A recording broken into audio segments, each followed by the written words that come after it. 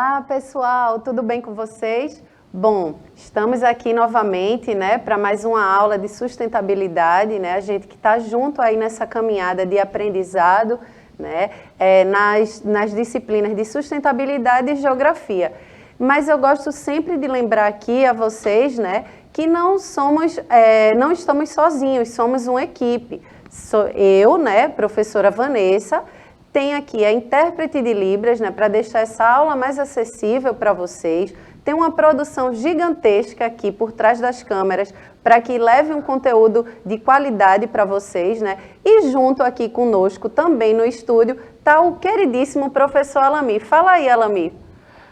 E aí, gente? Vanessa, esqueceu de apresentar nossos parceiros aqui. Vanessa, faz isso não. A primeira coisa que ela disse, e eu?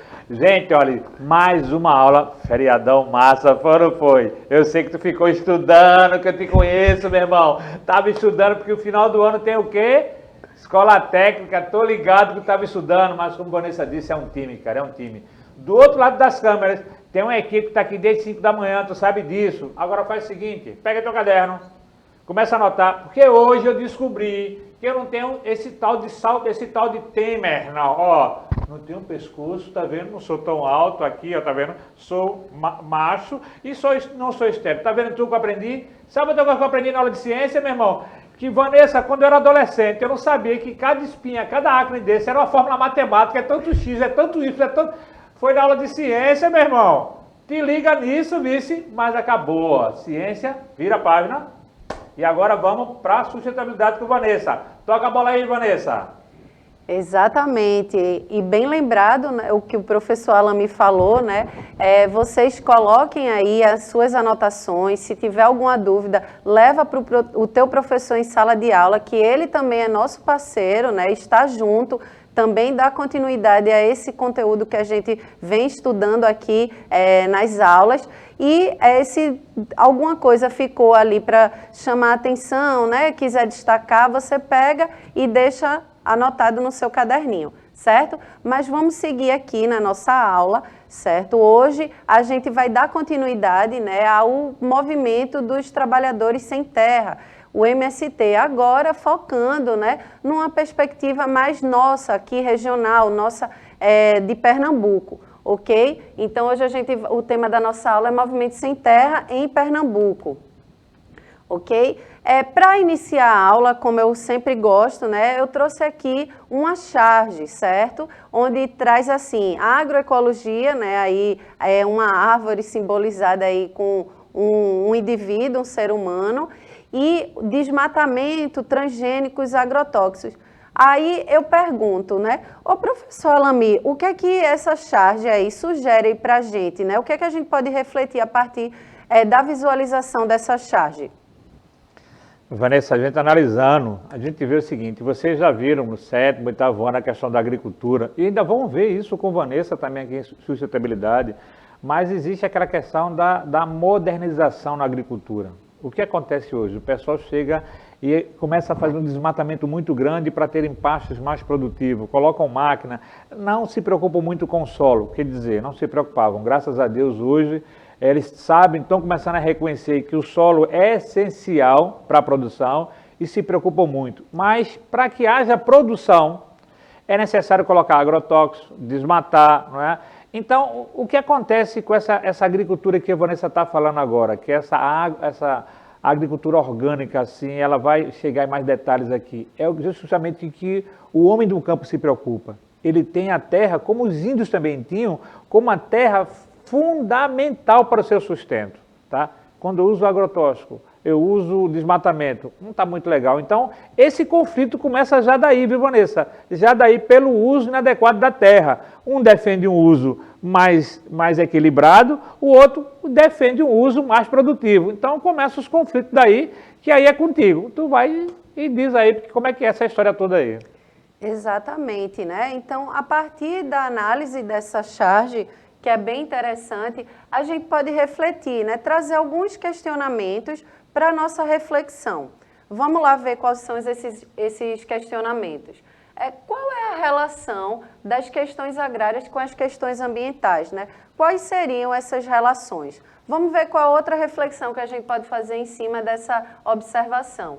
Você já ouviu falar em ligas camponesas? Certo? A gente vai fazer hoje aqui na nossa aula um resgate histórico, né? A gente vai falar como é que se deu os primeiros passos desses movimentos de luta por reforma agrária, vamos dizer assim, né? Por divisão mais igualitária dessas terras, porque a gente já estudou em aulas anteriores e viu que a gente tem muitas terras aí que são improdutivas, né? Concentrada na mão de poucas pessoas. E tendo aquele pequeno produtor, agricultor, né, trabalhador rural, que fica muitas vezes sem a terra para plantar e que precisa dela para o sustento, certo? Então, outra reflexão que a gente pode fazer é qual a importância da agricultura sustentável nos dias atuais, né, nos dias de hoje. Por que é tão importante a gente falar dessa agricultura aí que o professor Alami trouxe para a gente, né, e na charge também a gente viu, agroecologia e tudo. A gente vai ter uma aula específica sobre esse tema, né? Vocês já puderam ouvir falar aí em notícias, enfim, na internet, se fala muito hoje em agroecologia, então é essa perspectiva dessa agricultura mais sustentável. E o que é que desejam esses trabalhadores, né, rurais? Então, professor Alami, eu chamo o senhor agora aqui para poder refletir junto com a gente. O que é que essas perguntas aqui, né, essas perguntas podem remeter, né, à nossa reflexão? Vanessa, uma das coisas mais importantes que a gente falou aqui era a questão do uso da terra, né? Então, o uso da terra sempre foi uma coisa, vamos dizer assim, terra significava poder e significa poder ainda hoje em dia. Quem tem muita terra, muito poder, então quem não tinha terra nenhuma, poder nenhuma. Vanessa, eu posso te contar um fato bem pequenininho sobre que eu escutei de Ariano Suassuna sobre Francisco Julião. Aí depois eu sei que você vai falar sobre reforma agrária, eu sei que você vai falar.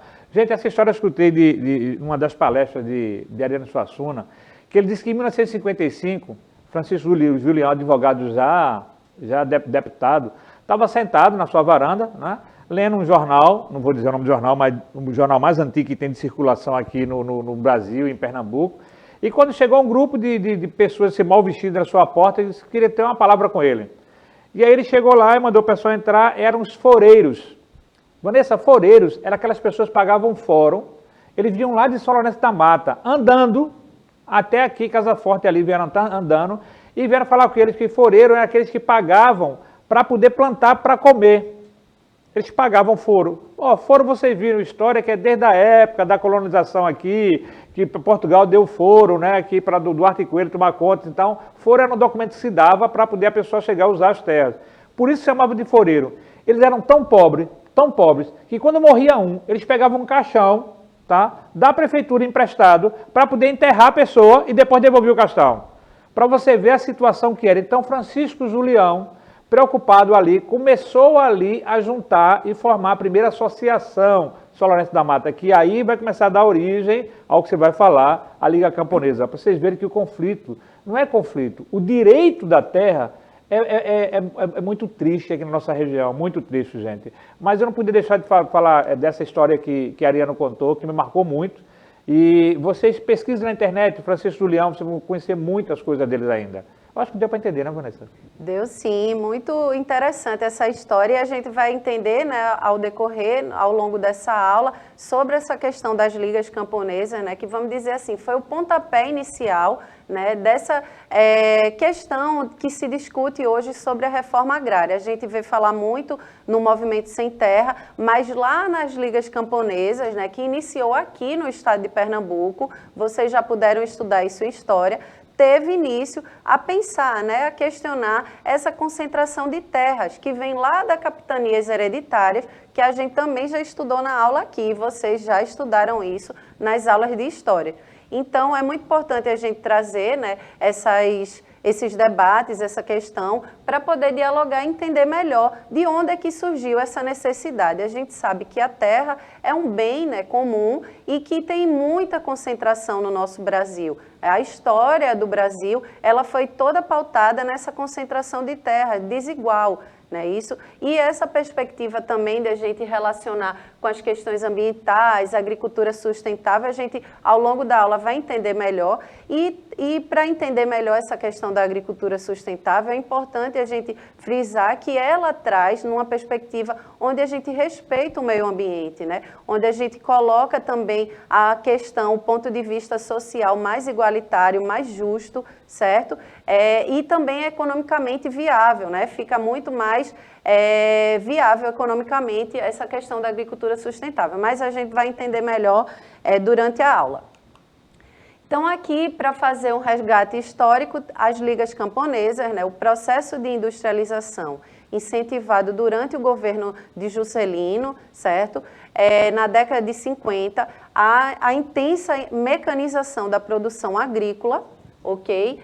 Gerou desemprego e redução de salários, aumentando a insatisfação social das populações pobres da zona rural nordestina, certo? No processo, durante o governo de Juscelino Kubitschek, certo? O JK, o famoso, ele tinha um lema, né, que vocês já estudaram isso em história, que era desenvolver o Brasil em 5 anos, 50 anos. Então, ele começou nesse processo, né, nesse período, desenvolver muito, né, trazer muita indústria automobilísticas, outras indústrias, têxteis, enfim, vários tipos de indústria, rodovias também, e isso não só ficou no espaço urbano, né? Lá o desenvolvimento, Brasília também foi construída nesse período, né? Então, assim, ele trouxe nessa perspectiva do centro urbano, mas também mecanizou as áreas rurais. E houve impacto, né, para esse trabalhador, principalmente o pequeno trabalhador rural. Então, nesse momento também, a gente vê muito o trabalhador, né, que vivia lá da sua terra, da sua agricultura, migrar para os centros por conta da questão do desemprego, né, que a gente está vendo aqui no slide. Então, reduziu os salários desses agricultores, muitos ficaram desempregados porque começou a colocar máquinas, certo? No campo, na agricultura, então não precisava da mão de obra dele. Então, muitos deles ficaram desempregados e a única via que viram, solução para ter algum emprego, foi sair do campo e ir para os centros urbanos. Mas vamos seguindo aqui.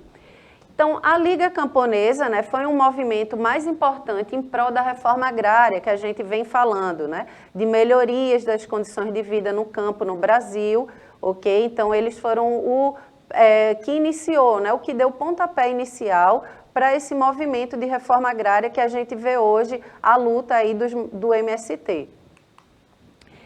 Elas foram abafadas depois do fim do governo de Getúlio Vargas e só voltaram a agir em 54, certo? Então, em algum período ali da história, foram um pouco abafadas, certo? Mas aí depois retomaram com essa pauta de divisão mais igual das terras. Inicialmente, as ligas camponesas começaram no estado de Pernambuco, aqui no nosso estado, né? E a gente vai entender lá o processo do líder, né, que o professor Alami colocou, Francisco Julião.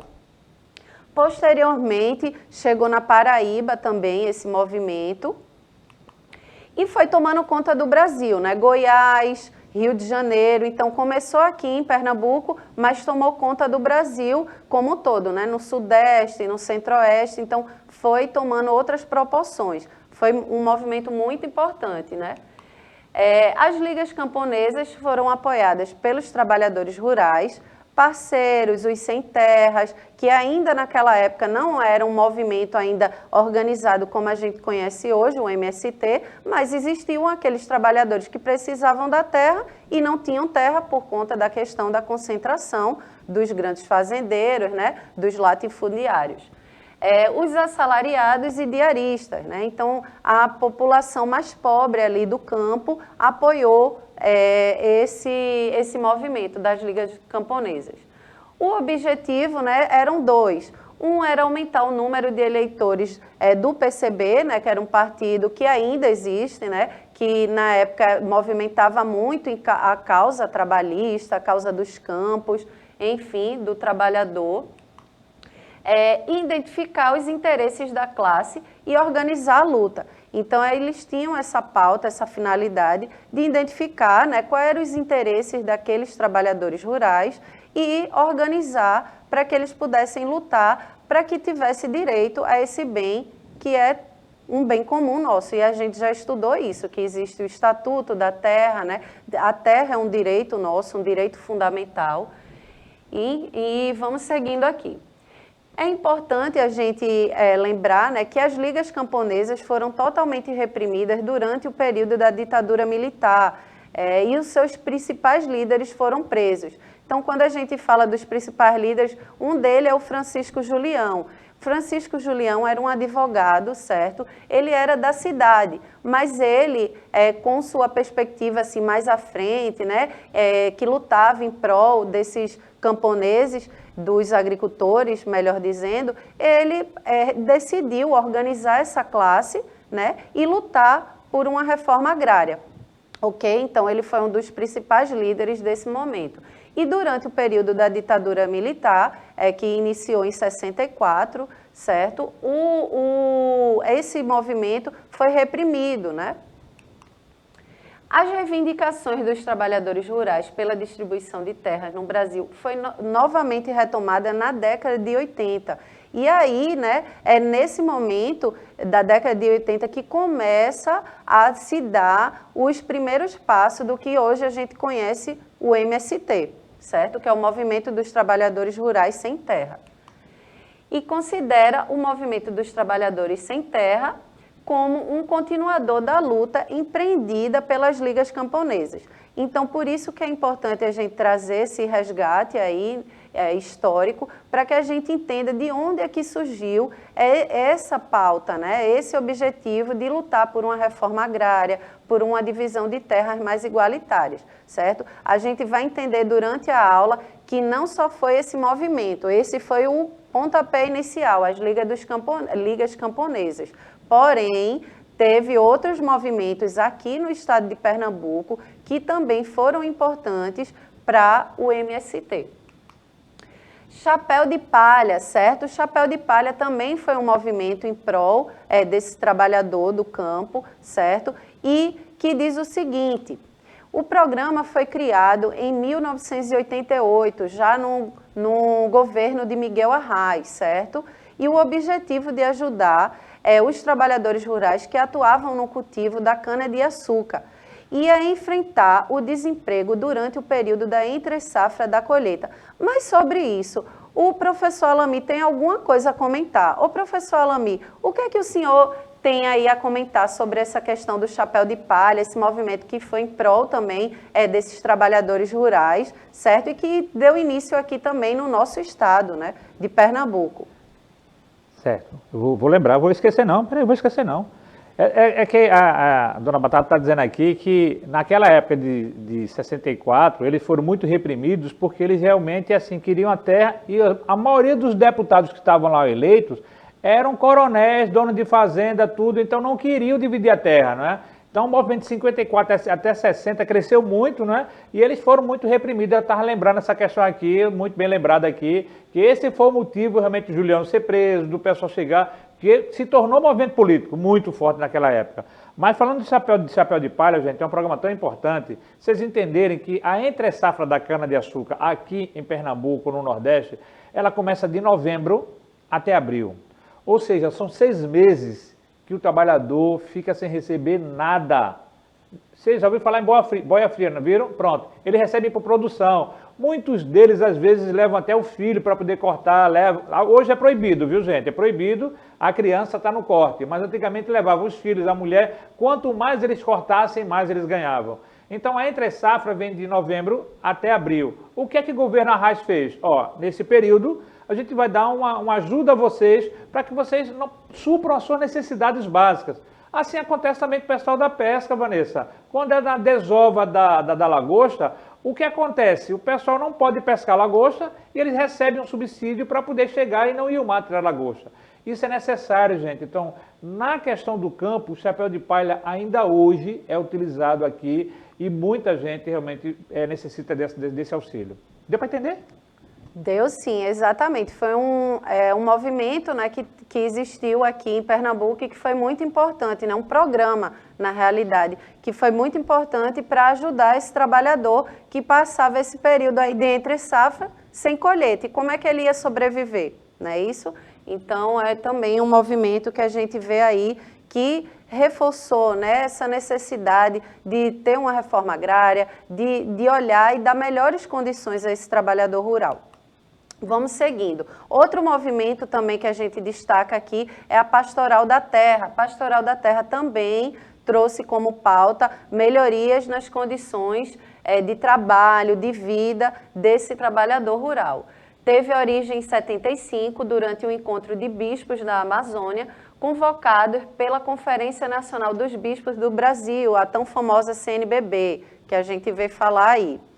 É fundada em plena ditadura militar, como resposta à grave situação vivida pelos trabalhadores rurais, como a gente estava falando, e o professor Alami bem colocou agora também, né, que durante o período da ditadura militar, essa questão foi muito reprimida, né? Então, essa Pastoral da Terra também traz essa questão como pauta, e sobretudo na Amazônia, que explorados em seu trabalho, certo, submetidos a condições análogas ao trabalho escravo e expulsos da terra que ocupavam. Olha só que barbaridade, né? A gente vê aí esses trabalhadores fazendo trabalhos análogos aos trabalhos escravos.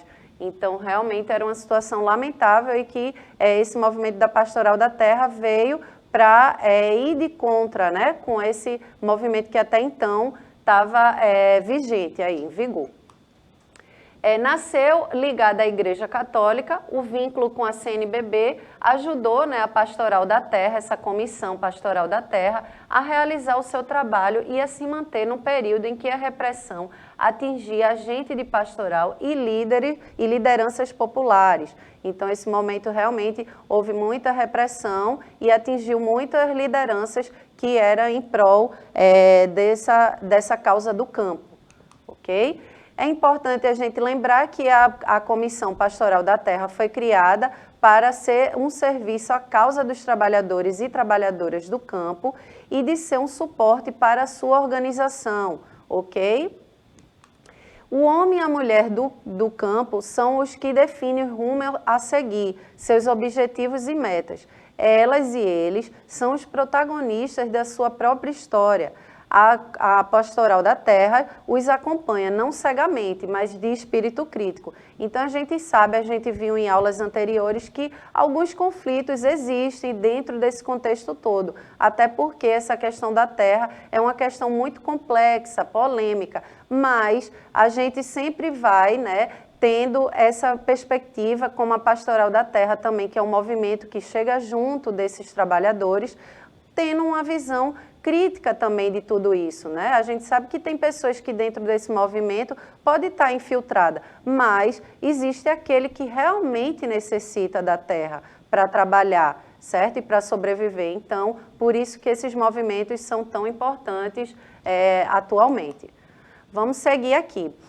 A gente coloca aqui essa informação, né, que 30 anos de luta por terra, dignidade e educação em Pernambuco. Então, o movimento, né, de luta pelo trabalhador rural, de luta por reforma agrária, vem já há 31 anos, né, especificamente o Movimento Sem Terra aqui já vem nessa luta e resistência, né, durante esse tempo todo.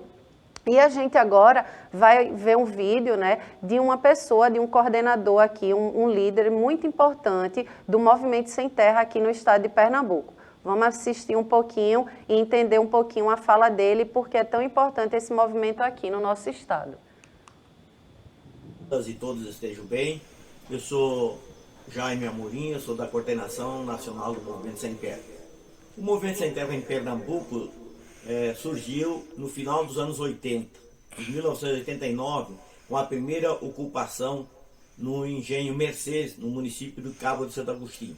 De lá para cá, fizemos sempre a luta pela reforma agrária, através da ocupação de latifúndios improdutivos e lutando para que, oficialmente, o INCRA pudesse desapropriar a terra de acordo com o que está na legislação brasileira. Conquistamos nesse período com muitas lutas, também com muita resistência, 226 assentamentos espalhados em 105 municípios do estado de Pernambuco. Temos ainda mais de 100 acampamentos que continuam lutando pela reforma agrária e pela desapropriação, para que o governo possa legalizar essas áreas e criar os assentamentos. E fomos nos organizando. Nós hoje produzimos uma grande parte da alimentação agroecológica que é distribuído nas feiras. Temos um processo de educação, como exemplo, inclusive, das escolas da educação do campo dos assentamentos. Temos um centro de formação, que é o Centro de Formação Paulo Freire, que tem como objetivo principal garantir a formação técnica e a formação política para a juventude e para toda a nossa liderança. E, ultimamente, então, estamos vendendo a nossa produção através dos armazéns do campo, que é uma forma que nós estamos trabalhando para poder chegar ao público consumidor e fazer essa relação do movimento sem terra com aqueles que vivem na cidade. O grande desafio nosso é poder garantir que todas as nossas áreas produzam, além de alimento para a população, alimento saudável, a partir da agroecologia, que todas e todos possam ter direito à educação e todos sem terra estudando. Olha aí, exatamente isso que o professor aí falou, né, para a gente, sobre essa questão do alimento saudável, da produção. E hoje ele falou aí no vídeo, né, dos armazéns do campo, né, que existe. E a gente tem um aqui no centro da cidade, certo? Que é um espaço que com mais de 120 produtos à venda, vindo de assentamentos e de parceria com agricultores familiares. Este é o primeiro armazém do campo no Norte e Nordeste, né, e o quinto no Brasil. E as frutas e verduras das prateleiras chegam ao Recife de assentamentos de várias partes do estado do Brasil. E são alimentos de qualidade, né? Pensando no meio ambiente. A gente traz um dado aqui, né, que o Brasil lidera o uso de agrotóxico e o Brasil se tornou o maior consumidor desses produtos no planeta. Por isso que é importante a gente repensar, certo, essa questão da reforma agrária, porque também tem como pauta a questão do cuidado, da qualidade de vida do nosso planeta Terra. E aí, para finalizar a aula, eu deixo essa mensagem aqui, né, que a natureza é o nosso maior bem, não pode ser mercantilizada. O que é necessário para a produção e reprodução da vida não pode virar mercadoria, tem que estar à disposição da humanidade. Eu vou passar a palavra aqui para o professor Alami, para ele se despedir, e a gente já vai finalizando essa aula. E aí, gente, gostaram? Eu gostei muito, até a próxima. Aguardo vocês aqui, beleza? Pronto, gente, a gente vai acabando a aula por hoje, certo? Mas espero que vocês tenham gostado da aula. Um forte abraço e até o próximo encontro. Tchau, tchau!